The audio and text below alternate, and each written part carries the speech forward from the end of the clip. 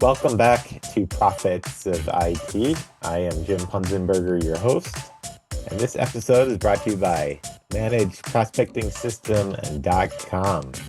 Authority content, LinkedIn outreach, targeted email, 3 pillars done for you every week. Check out managedprospectingsystem.com. Today I'm excited to have Marc Prince, partner and digital architect at 2MP Group. He covered the Miracle Mile with Wi-Fi for AT&T. He's an amateur chef who challenges the idea that the manual is always right, and his walk-up song is Yesha, which is a worship song. First one we've had yet on this show. Marc, welcome to Profits of IT. Tell us Glad to be here. a bit about 2MP Group and what you guys do. 2MP Group. We are a managed services provider. We also do regular IT services and telecom services. We take a little different twist on it in that we are more consultants than we are salespeople. Cool. So let's jump right into it, Marc, and let's Okay. talk about one of the things I love to ask guests about is what we call a truth bomb here on the show. And you said one of the biggest misconceptions is that we always know more than the user, and which is, I take it is not always the case, and you're challenging that idea. Tell us more about that and why that thought process is dangerous. Yeah. During my transition from the military, where I was both the operator and the tech, into more of a traditional IT setting, one of the things that I had to learn right off was to ask the client what's wrong instead of brushing them out of their seat and saying, "Okay, I'm here, I'll take care of it." Uh, Learned real quick that they know a whole lot more than what they told you in the ticket, but you have to ask them the question and treat them as if they have more information than you do about the problem. That makes sense. And so any particular ways you've put this into practice? Um, well, one of the simplest is to have them at least try to repeat the problem.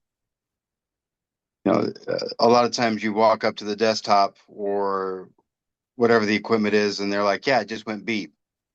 Or there was a screen come up and I hit the button and it went away, but now nothing works. Um, Having them go through the steps. What were you doing? What were you clicking on? Actually being able to read the screen over again uh, is a big help.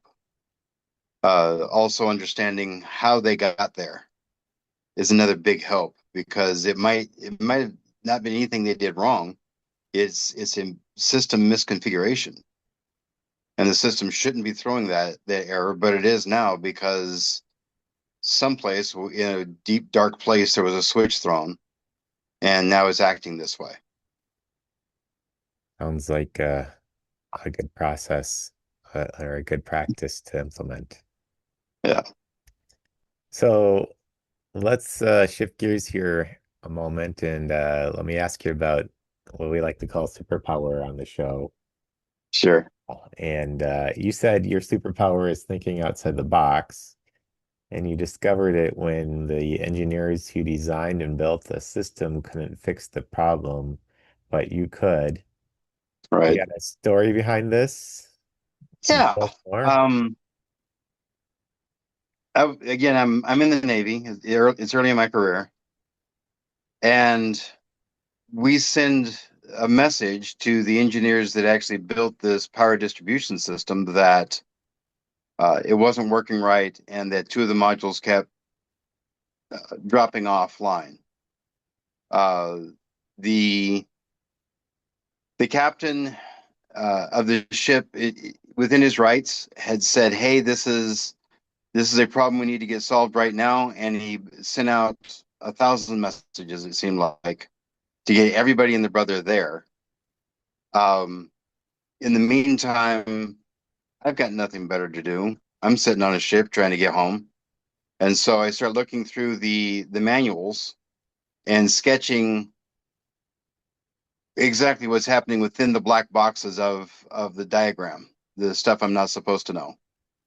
And so when the engineers get there, they're like, we don't know what the problem is. And I pointed to one of the black boxes on the diagram and I said, where is this? This is the problem.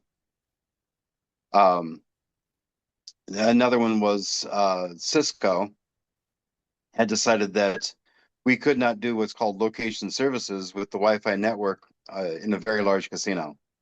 Their claim was that the ceiling was too high. What they didn't take into account is that we had taken what's called a directional antenna and pointed it straight down at the floor. Uh, we did it because of the amount of traffic, but as it wound up, we had to put so many of these access points across the ceiling that we could do location services, even though the ceiling was 30 foot tall. Cisco said nothing more than 12. So we were able to prove to the people that designed the stuff that, hey, this works outside of the specification you're telling everybody. Eventually, the project went forward, and we wound up doing location services for several of the casinos here in Vegas. Uh, and the crazy part is the commercial application was that if somebody got on their app and said, "Hey, I want Mexican food," they could direct them to the nearest Mexican restaurant within the casino. Hmm. So that was our end goal. Wow. That's really cool that you proved the engineers or the manufacturer wrong. Right.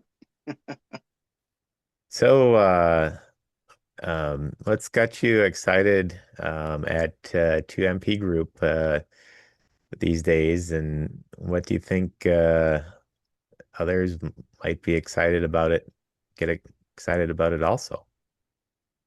Well, of course, AI is a very hot topic, so very much utilizing that, trying to figure out how to make it work better, not only for us but for our clients. The the thing I find interesting is that in this marketplace, everybody's looking to have AI replace somebody when we are way far away from that ever happening. In fact, we may never get there. What I find interesting is to use AI to augment or to help out the human effort and to eliminate stuff that we all groan about as far as our jobs are concerned, because the AI can take care of the little stuff while we concentrate more on the things like being creative. It's been proven over and over again that AI is not creative. It will assemble facts and give you a good guess. As we all know, sometimes the guess isn't so good, but it'll give you a good guess, but it cannot create. And this is where people are going to be in the loop probably forever. That makes sense. So how are you helping clients with AI then?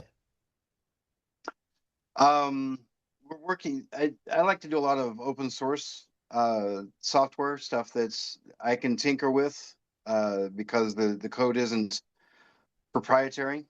It's available there, and so I've been using things like there's an agent called Hermes, and I've had Hermes do backups for me for a client that never wanted their data to leave the premise because they're medical driven.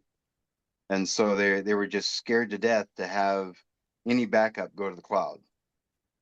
Uh, and their backup situation wasn't such that I could just say, okay, back up this hard drive. It actually had to query a database, pull each record as an individual file, assemble those files into an encrypted store, and then duplicate that store to another box. Now, could have just been automated? Yeah, where I'm finding AI helps is that it takes care of the fuzzy, the things that there's no way you can um, guess enough scenarios to make it happen right. Whereas if I in some AI can look at those edge cases or those fuzzy cases and help either raise a flag and say, "Hey, listen, this isn't working," or come back with, "Hey, I think we can do this," and eventually trust the AI to take care of those edge cases. Cool. So I also heard that you're working on getting published in magazines and journals. Yeah. Tell us more about that. Yeah. In the process of doing different presentations as an MSP, um, found myself wanting to find a more stable way to filter down over 500 possibilities into what actually fits a client. So with that, we came up with three pillars to look at. Um, Things like, how is it connected? How do we optimize this? How do we secure it? And then from those three, if all three fit with what the client is comfortable with, now we have a product or a service that they might actually like and want to use. Uh, it's another thing that doesn't matter what size the company is. I've seen it from huge companies to down to a one-man shop. They'll buy something and not use it completely because it doesn't fit all their need. I would rather find that solution using those three pillars to fit and to either they can use it all today or it's going to be there as they are dreaming about their tomorrow. Cool. So if you've piqued the maybe a listener's mind got piqued and they'd like to reach out and learn more about you or a 2MP group, things that you Mm-hmm. guys are doing, what would be a good way of getting in touch with you? Um, they can either email me. It's MARC Mark at the number two, the letters M, letter P, group.com. It's Mark at 2mpgroup.com. Or I'm on LinkedIn. I'm on Facebook, Instagram. Who isn't these days? Right. Well, we'll include notes in the include links, I should say, in the notes. So check Okay. the notes below for links to Mark's socials and contact information. And well, Mark, thanks for your time today and sharing. You know, learn that the manual isn't always right, the user isn't always wrong, and the guy who thinks out the box usually fixes what others couldn't. Appreciate you, brother. All right. Thank you. And We'll talk to you later. until next time, don't forget to stay hydrated and caffeinated. Bye for now.